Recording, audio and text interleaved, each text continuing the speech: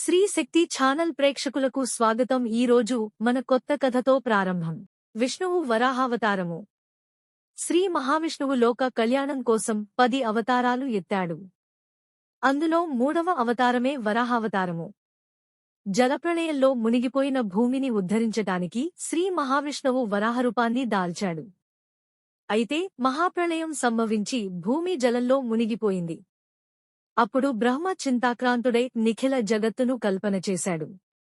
స్వయంభువ మనువు నివసించేందుకు ఆధారభూతమైన భూమి ఇప్పుడు లేకుండా పోయిందే అని భావిస్తూ సర్వభూతాంతరాత్ముడైన పుండరీకాక్షుని స్మరించసాగాడు.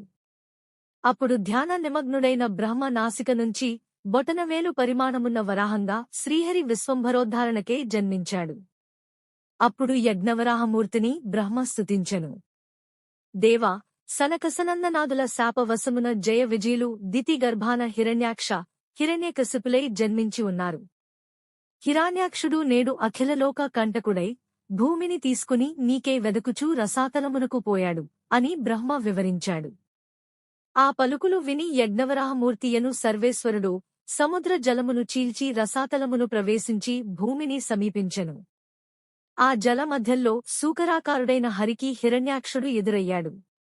అప్పుడు రాక్షస రాజు గుండెలు తల్లడిల్లునట్లు రణోత్సామున రంకెలు వేస్తూ ఆ వరాహమూర్తి రణానికి సిద్ధమయ్యారు.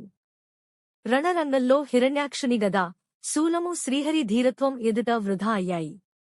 దాంతో హిరణ్యాక్షుడు రోషోద్ధరుడై మాయా యుద్ధము ప్రారంభించాడు. భీకర మాయా చక్రమును భూచక్రముపై ప్రయోగించాడు.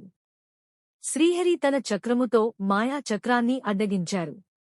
తన మాయలన్నీయు కృతజ్ఞునికి చేసిన ఉపకారము వలె పనిచేయకపోవుట గమనించిన హిరణ్యాక్షుడు వరాహమూర్తిపై లంఘించి తన బాహువులను చాచి హరివక్షంపై బలం కొద్దీ పొడవుగా హరి తప్పించుకుని ఎదురు ముష్టిఘాతం ఇచ్చాడు.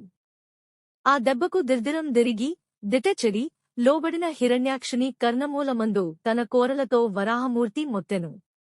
అంతట లీలవోలే శ్రీయజ్ఞ వరాహమూర్తి భూమిని తన కోరలపై నుంచి సముద్రము పైన దించి నిలిపి విశ్రాంతి వహింపజేసి తిరోహితుడయ్యాడు. ఇలా శ్రీ మహావిష్ణువు వరాహావతారంలో హిరణ్యాక్షుడిని సంహరించి భూమిని, వేదాలను రక్షించాడని పురాణాలు చెబుతున్నాయి. ఇంతటితో కథ సమాప్తం. మరొక కొత్త కథతో కలుసుకుందాం.